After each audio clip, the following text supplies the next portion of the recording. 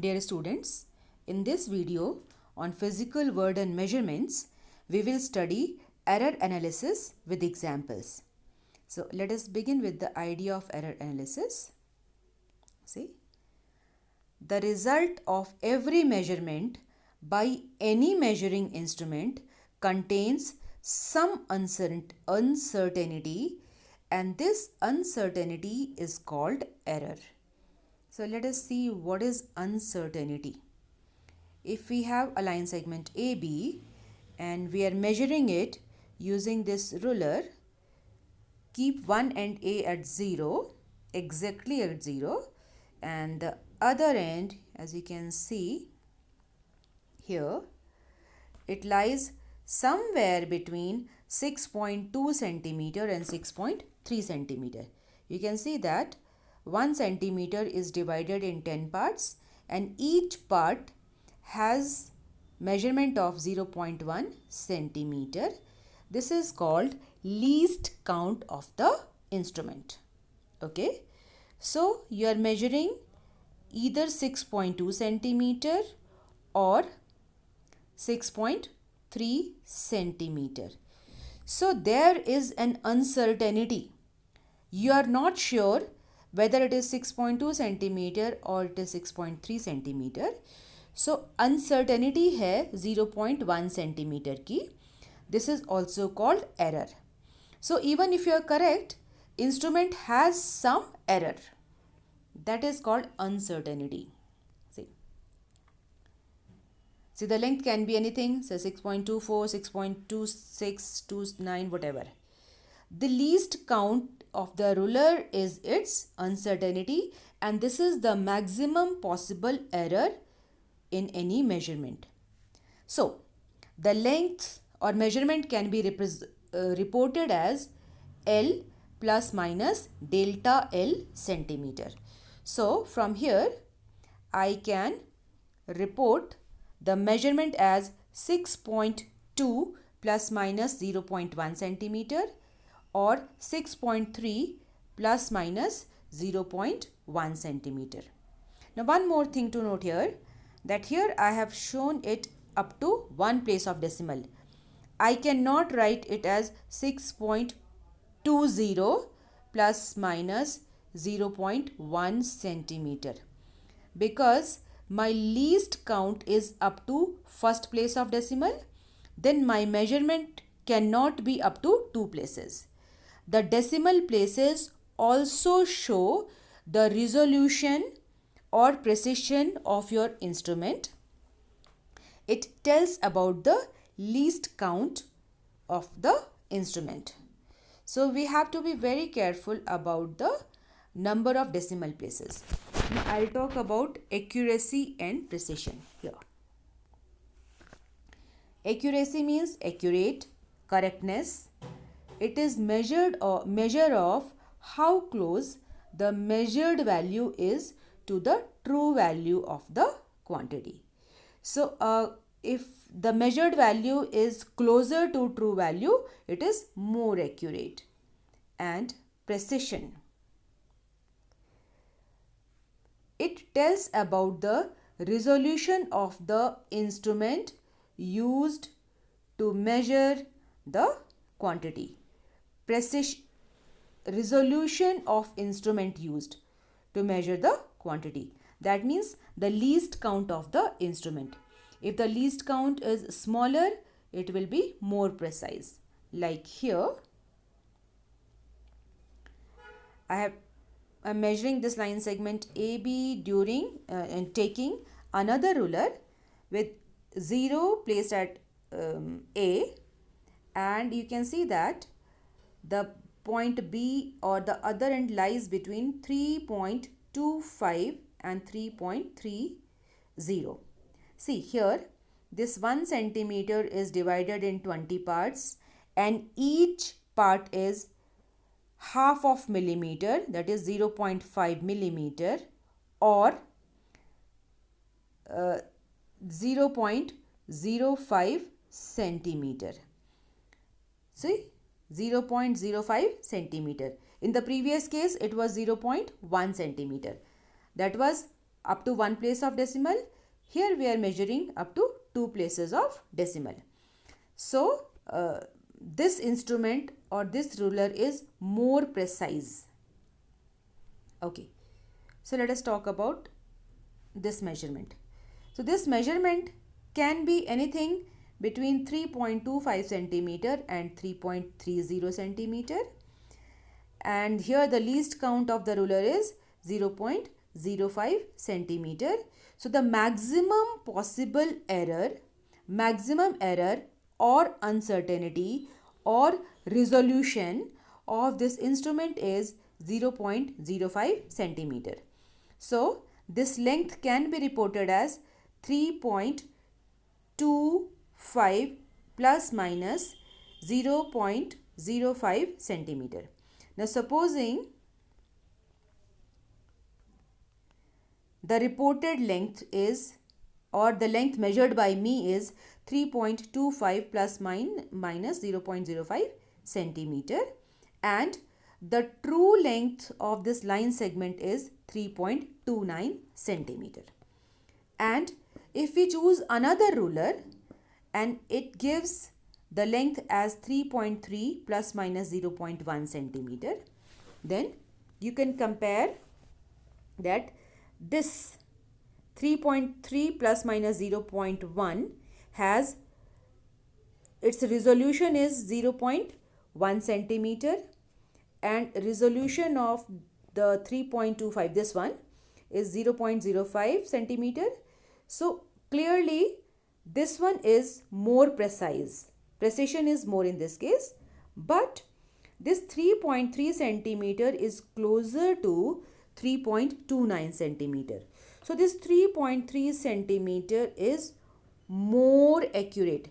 This is more accurate, more accuracy because it is closer to the true value, but this one is more accurate because resolution of a measuring instrument is smaller in this case as compared to this case. So clearly 3.3 centimeter is more accurate, but 3.25 centimeter is more precise.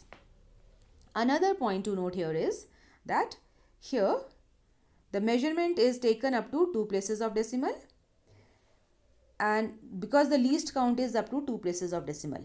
Here it is 3.3 plus minus 0.1. If I write it as 3.30 plus minus 0.1 centimeter, then this will be wrong. When I write it as 3.30, that means it is measured up to 2 places of decimal. But according to this error, it shows that it is measured up to 1 place of decimal.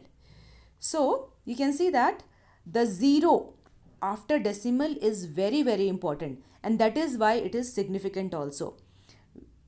We cannot leave it or put it on at our own will. So these zeros are important. Now, types of error in a measurement. See, now it is clear that every measurement will have error. So we have different types of errors. First one is systematic error and then random errors. So let us talk about systematic error. The systematic errors are those errors that tend to be in one direction only, either positive or negative. ठीक है, अगर आपकी एक ही direction में error आती है तो systematic error है. सपोजिंग कि if I have taken my ruler, let me talk about instrumental error first. If I have taken my ruler और इस पर मार्किंग ऐसी है कि ये हमेशा लेंथ को ज़्यादा बताएगी, तो कोई भी लेंथ आप इससे नापें आपको लेंथ ज़्यादा ही मिलेगी. So it is on one side only. So that will be problem of the systematic error. This is also called instrumental error. So it is because of error in marking on the instrument. For example, if you have a thermometer and the markings on thermometer are wrong, like when your water is boiling at 100 degrees Celsius at STP, the thermometer shows 104 degrees Celsius. Now it is not your problem, it is problem of the instrument. It is not marked properly, so its calibration is wrong. Now second is imperfection in experimental technique or procedure. If you're not following all the procedures properly, then there will be error. And then personal error. Now supposing you have to take a measurement here at this point, and you are not keeping your eye exactly over the mark, then you may read little less or little more than this. That will be personal error. So you have to be careful while taking experimental observations. Now systematic error can be minimized by number 1, improving experimental technique, that means following all the procedures properly, and then selecting better instrument with proper marking and calibration, and removing personal biases as far as possible. Now let us talk about random errors. The random errors are those errors which occur irregularly and hence they are random with respect to sign and size. So random error can be along positive direction, can be along negative direction, it can be large, it can be small. These are unpredictable. Now supposing while performing an experiment, suddenly the temperature increases or pressure increases or decreases, then your readings may change, or maybe the position of observation or anything else changes. So the same person taking any observation many times may get different results. So to get exact value or exact result or true value, we take average of all the observations. Now let us talk about absolute error, relative error, and percentage error. So let us talk about true value. Now, as I said, random errors may occur. So to find out true value of any measurement, supposing it is a length of a line segment only, then you measure it many times using the same instrument, and you will get large number of values, and then taking average of all of them, we assume that it is the true length of that physical quantity. So here the true value is shown by A, say, and see every measurement will have some error. So the difference between true value A and any measurement taken by you, say A1, A2, AN, whatever, then that will be error, and taking error average of all the errors will be called absolute error. So the magnitude of the difference between individually measured value and the true value of the quantity is called absolute error in the measurement. This is denoted by delta A. This delta means difference. This symbol delta, which looks like a triangle, it means difference. So it is shown by delta A, and the measured quantity will be represented by A plus minus delta A. So see, we make n measurements of a quantity, then its true value is its mean value. So the true value A will be A1 plus A1 plus A2 plus A3 up to AN. Sum of all the measurements divided by the total number of measurements. This will be the average, and it will be called true value. And absolute error will be error in first measurement delta A1 plus error in second measurement plus up to error in nth measurement delta AN divided by N, which is the total number of measurements. That will become its absolute error. So that's how we do it. And now relative error or fractional error. So here it is the ratio of mean absolute error to the mean value or true value of the quantity measured. So relative error is absolute error upon true value of the measurement, delta A upon A. And percentage error. Now, if the same error is taken out of 100, we call it percentage error. So, when the relative error is expressed in percent, it is called percentage error. So, percentage error is absolute error upon true error into absolute error upon true value into 100. That is delta A upon A into 100. You can see, right? And now we are going to take an example to see these things. Like the length of a line segment is measured using two different rulers. The results are 5.0 plus minus 0.1 centimeter and 5.00 plus minus 0.5 centimeter. Find relative error and percentage error in each case. So let us begin with the first one.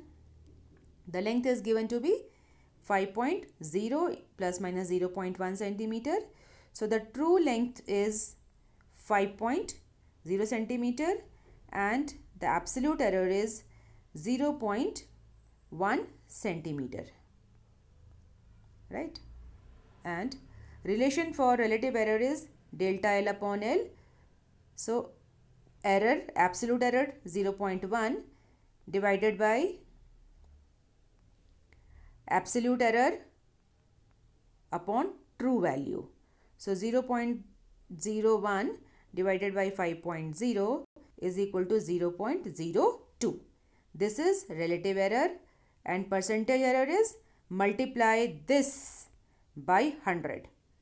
Multiply this by 100, you get 2%. So now the same line segment, but it is measured using another instrument, and let us assume that its now length is 5.00 plus minus 0.05 centimeter. So the true length is 5.00 centimeter. Just look at it. Here the true length is 5.0 centimeter and here it is 5.00 centimeter. So they are not same things. They are different things. This one tells that it is measured up to first place of decimal. This one tells that it is measured up to 2 places of decimal. This one tells that its precision is less and its precision is more. So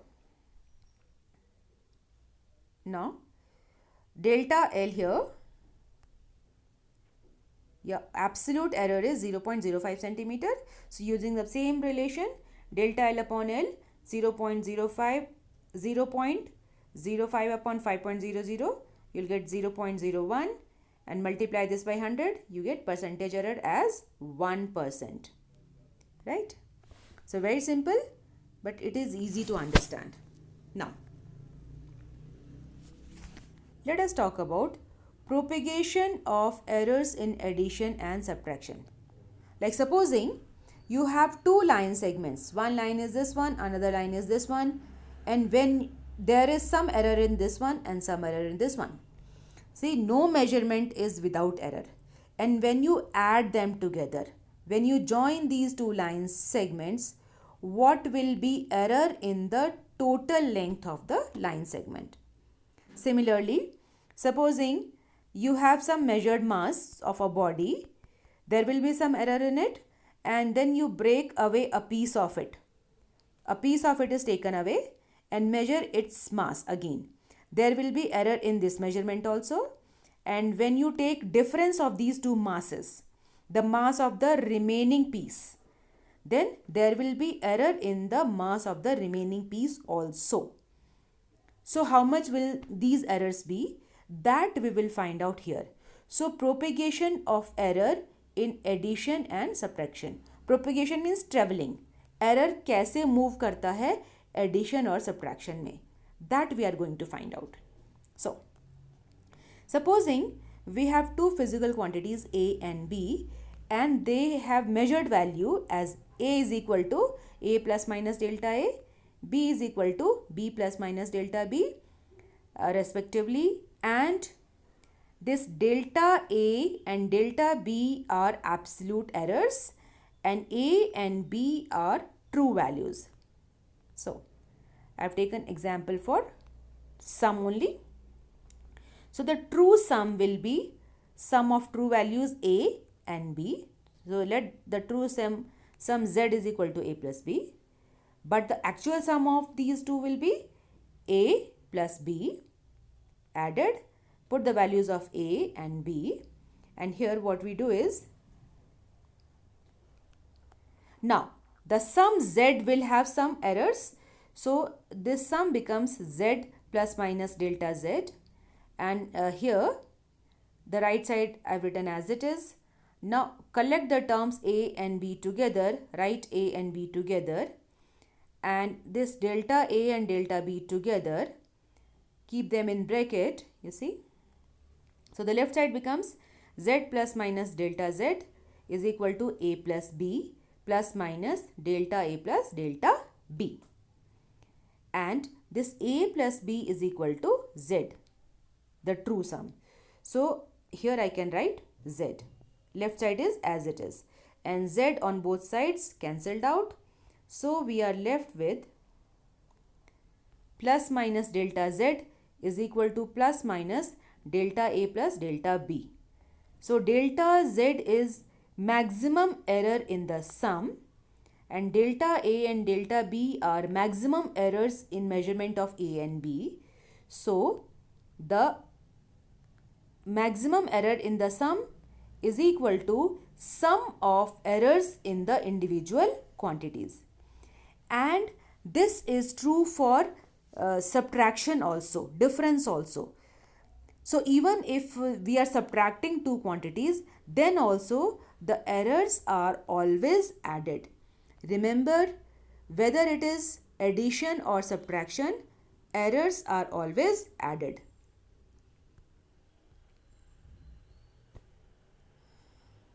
When two quantities are added or subtracted, the maximum absolute error in the final result is the sum of maximum errors in the individual measurements. So this is true for addition as well as subtraction. Errors are always added. Now, let us take propagation of error in product. Now, see,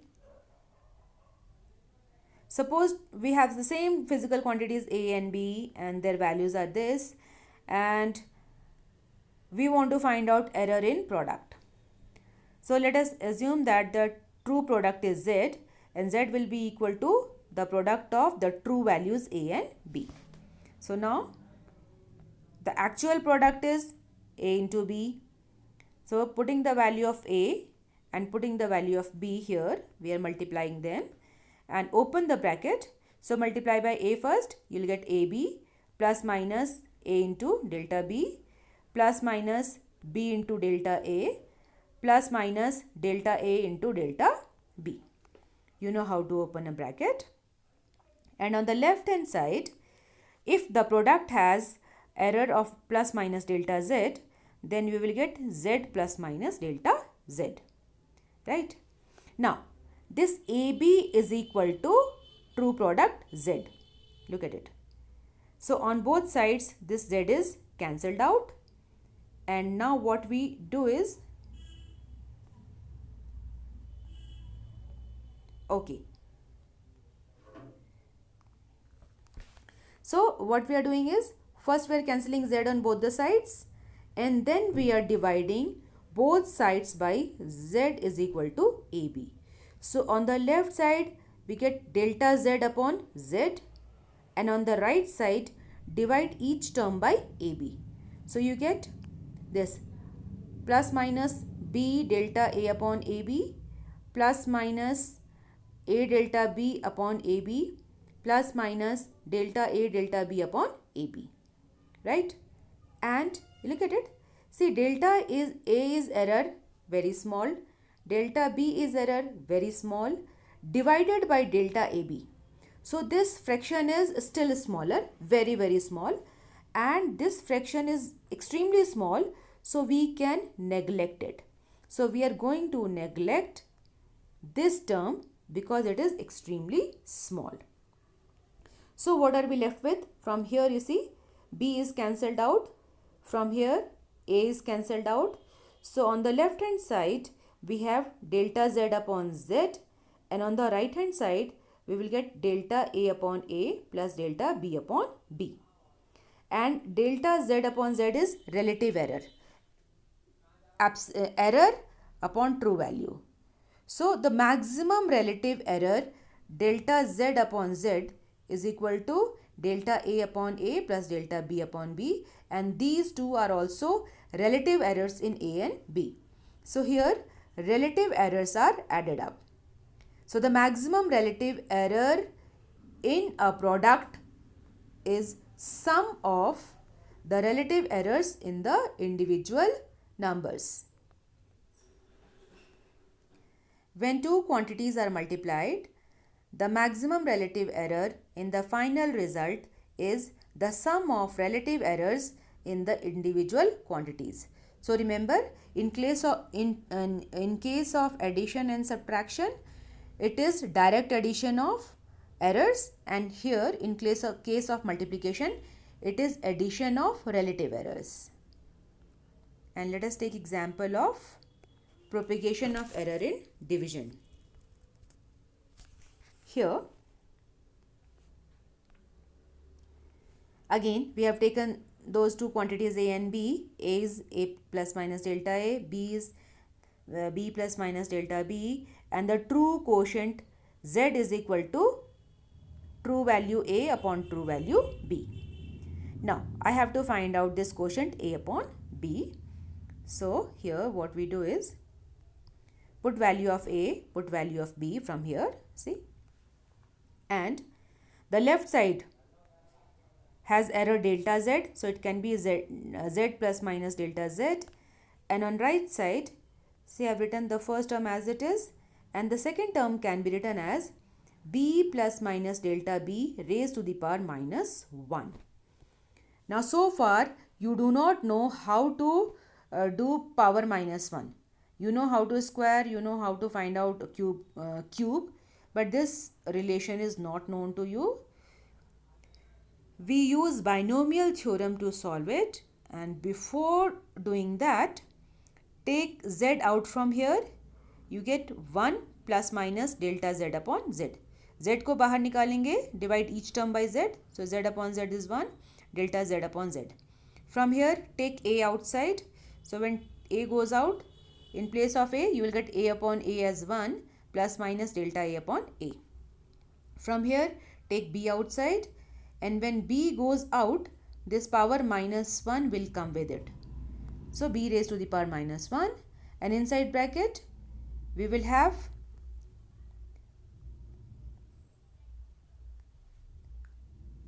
B goes out, so B upon B is 1 plus minus delta B upon B raised to the power minus 1. Now you see, this A B raised to the power minus 1 is equal to A upon B, and which is equal to Z. You see, this is A upon B, this is A upon B, this is equal to Z. So what we do is we divide both the sides by this relation, and if you look at it, on the left side this Z upon Z will be cancelled out. On the right side, this A upon B will be cancelled out by this one. So we are left with 1 plus minus delta Z is equal to 1 plus minus delta A into 1 plus minus delta B upon B raised to the power minus 1. And here I have used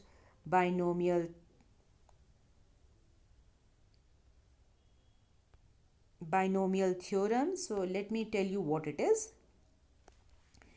If we have a number like 1 plus x raised to the power n, where this x is less than 1, x is less than 1, right? X is less than 1 here. So you see, this delta b upon b is less than 1. Delta b is error, very small, b is large. So delta b upon b is very small, right? Now, the value I can compare this with this one, right? And when you open up the bracket, you get 1 plus n x plus, there are many terms, higher powers of x, right? And since x is very small, this delta b upon b is very small, its higher power will be still smaller. Supposing it is say 0.1, then its square will be 0.01, its cube will be 0.001. So they get smaller and smaller, and the higher powers can be neglected. And this power n comes here. So the here power was minus 1. You can see the power was minus 1. This minus 1 comes here. So instead of 1 plus minus delta b, I have got 1 minus plus delta b using the binomial theorem and neglecting higher powers of delta b upon b because it is already very small. Okay, you have to remember this much, that is sufficient for you. Now what we do is open up the bracket, multiply. So 1 into 1 is 1, 1 into this one will give you plus minus delta b upon b, and 1 into this one will give you plus minus delta a upon a, and then multiply these two, you get delta a delta b upon ab. Now again, this delta a upon delta a delta b upon delta ab is very very small, so neglecting this also and cancelling 1 on both the sides, what we get is, see, we get delta z upon z is equal to delta a upon a plus delta b upon b. Now remember, errors are always added. So the maximum relative error in the quotient delta z upon z is equal to relative error in a plus relative error in b. So whether you multiply or divide, relative errors will always be added. Errors are always added. Okay. So error in exponent or power. Supposing we have a physical quantity a and I want to find out and a is a plus minus delta a. And I want to find out a raised to the power n.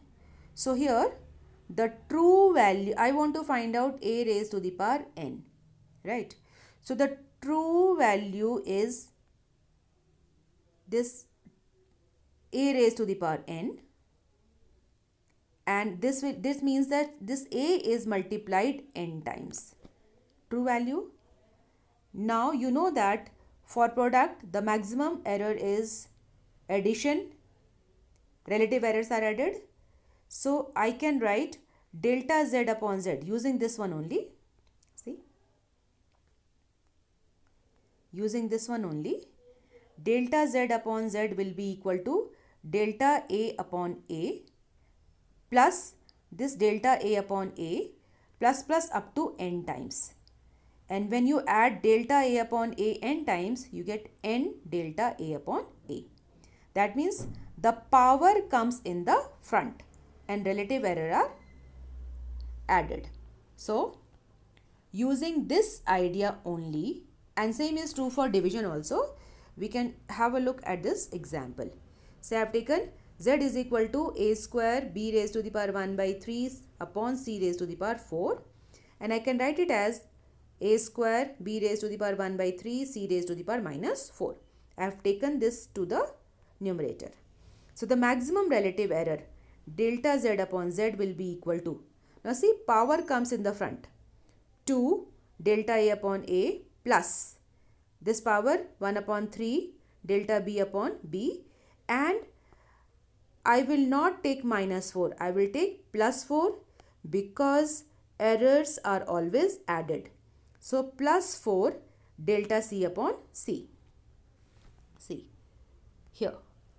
So whether the quantity is in numerator or denominator, power is positive or negative, the relative errors will always be added and power comes in the front like this one. So I hope this example is clear enough for you. And now,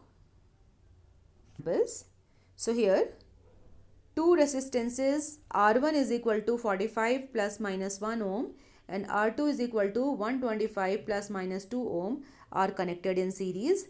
Find the equivalent resistance.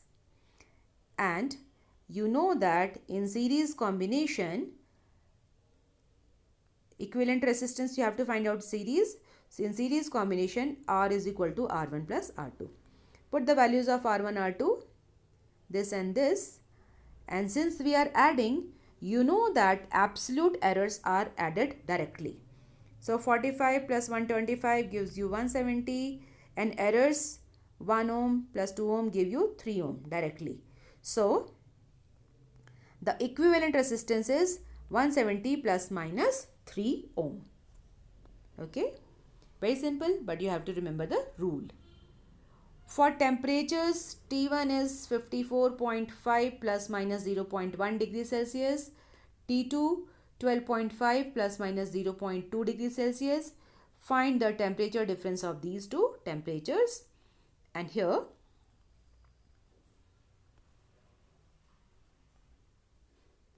the temperature difference delta T is equal to T1 minus T2. Put the value of T1, put the value of T2. Now difference of true values is 42.0, and in difference also, subtraction also, errors are added. So 0.1 plus 0.2 gives you 0.3 degrees Celsius. So error is 0.3 degrees Celsius and the true value is 42.0. Now remember, it is important to write this 0. If you write only 42 plus minus 0.3 degrees Celsius, it is absolutely wrong. You have to mention this for 0, 42.0. This 0 is important because this 0 tells the decimal place up to which it is measured. So these are examples for addition and subtraction. And let me take an example where we will take multiplication and division also. Very interesting example. Error in measurements in diameter and height of a cylinder are 2% and 3% respectively. So measurement of diameter has error 2%, height has measurement 3%. Find relative and percentage errors in its volume and curved surface area of the cylinder. Okay. So percentage error in diameter is given to you. That means delta D upon D into 100 is 2%. Percentage error in height is delta H upon H into 100 is 3%. This is given to you. And you know the relations for volume. So volume of a cylinder is pi r square H, area of base into height. And since radius is not given to us, what is given is diameter. So in place of radius, I'll put diameter. So pi d by 2 whole square H, or from here you get 1 upon 4. So pi by 4 d square H. Now they say this pi by 4 is constant. It will not have any error. So we just neglect it and we will concentrate only on d square H. So percentage error in volume will be delta V upon V into 100, and that will be, just look at it. Since it is d square, so power comes in the front. So 2 delta D upon D into 100 plus the power of H is 1. So here it is only 1 delta h upon h into 100. We have multiplied both sides by 100, and this thing is given to us as 2%. This thing is given to us as 3%. So I can put the values. So I get 2 into 2 plus 3, and that is 7%. So percentage error in volume is 7%. Percentage error in volume is 7%. Relative error in volume will be this percentage error 7 upon 100, that is 0.07. So what is important here and to note is that you know the formula in terms of radius. You will express everything in terms of given items. So since diameter is given, change this radius to diameter and then use the values. If you try to use it directly, then you may make some mistakes. Now let us talk about its curved surface. Now the curved surface area is circumference of the base into height. So 2 pi r h, and this 2 into r will give you d.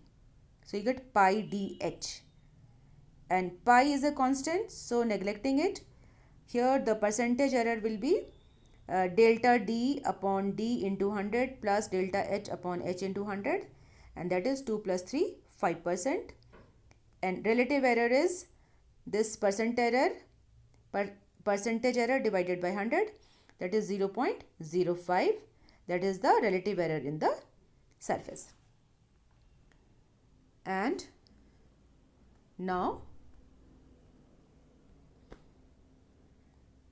example from your NCERT book. The period of oscillation of a simple pendulum is T is equal to 2 pi under root L upon G. The measured value of L is 20.0 centimeter, known to 1 millimeter accuracy, and time for 100 oscillations of the pendulum is found to be 90 seconds using a wristwatch of 1 second resolution. What is the accuracy in the determination of G? Now, if you look at the language, they are not using the word error anywhere. What are they using? The length has 1 millimeter accuracy. That means they are talking about 1 millimeter error only. Similarly, for time, what are they saying? A wristwatch has 1 second resolution. Resolution is its error only. So there are two measurements and they are not using the term error at all, but still the word accuracy and resolution, they both mean error only. And the final question that they are asking is, what is the accuracy in measurement of error? So in measurement of G. So here this word accuracy also means error only. So you have to learn to understand the language also and see what we do. So the length of the pendulum is 20.0 centimeter, true value, and error is 1 millimeter, and 1 millimeter is 0.1 centimeter. So it is 20.0 plus minus 0.1 centimeter. Right? We will not write it as 20 centimeter. If we write it 20 centimeter, that means we cannot tell about the least count of the instrument. And direct time period is not given. Time for 100 oscillation is given. So time for 100 oscillations, T is 90 second, or resolution of wristwatch or error of wristwatch is 1 second. So plus minus 1 second, that becomes its error. Right? And the formula given is this one, 2 pi under root L upon G. So square both the sides, and when you square you get t square, and this under root will be finished, and take g to the left side and t square to the right side.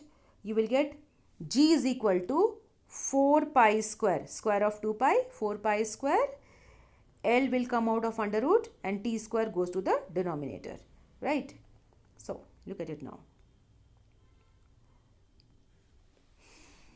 So g is equal to this much. Now, as I have told you, express the given formula in terms of given item to you. So here we have been given time for 100 oscillation, not time for one oscillation, and time period is time for one oscillation. So this is going to be time of 100 oscillations upon 100, t upon 100. So in place of this t time period, I'll put t upon 100 square, and this constant 4 pi square is already there. This 100 square ka square, when it goes up, you get here 10,000 into L upon t square. Now this whole thing is constant, so we can neglect it while finding out errors. So now from here only, the relative error in the left side, delta g upon g, is equal to, neglect all the constants, you will get delta L upon L. See, this one, delta L upon L, plus this is upon t square. So you know that errors are, when you take it to the numerator, it will become t raised to the power minus 2, and error is always added, so plus 2 delta t upon t. So put the values. So from here, delta L is 0.1, L is 20.0, I have just written 20, plus 2 into delta t is 1 second from here and t is 90 second from here, and simplify it, you get 0.032. That is the relative error or accuracy in determination of g. And if you want to find out percent error, multiply this by 100, you will get 3%. So in this way, the question is not difficult, but you must understand the language of the question first. So I hope this is beneficial to all of you. And with this, I come to the end of error analysis. Thank you for watching the video.